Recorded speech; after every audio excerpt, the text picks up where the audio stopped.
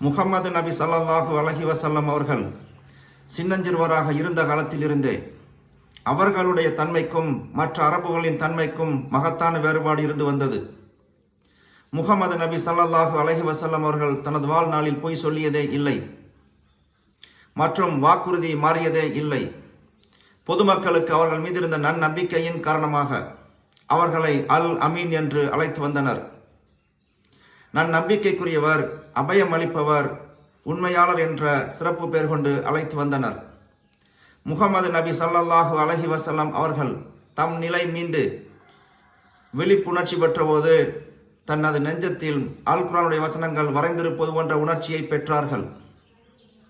அது ஹிரா குகையிலே நடந்தது. முஹம்மதே, நீர் அல்லாஹுவின் தூதர், நான் ஜிப்ரயில் என்ற ஒலியை கேட்டார்கள். தூய வாழ்வு நடத்தி வந்த அந்த நல்லடியாரை அல்லாஹு தனது திருத்தூதராக தேர்ந்தெடுத்துக் கொண்டான். அகிலத்தாருக்கெல்லாம் வழிகாட்டக்கூடிய அல் குர்ஆனை முஹம்மது நபி ஸல்லல்லாஹு அலைஹி வஸல்லம் அவர்கள் ஹிரா குகையில் இருந்தபொழுது அருளப்பெற்றது. அந்த மாண்புமிக்க இரவு புனிதமிகு ரமலான் மாதத்துடைய லைலத்துல் கத்ர் இரவாக இருக்கிறது.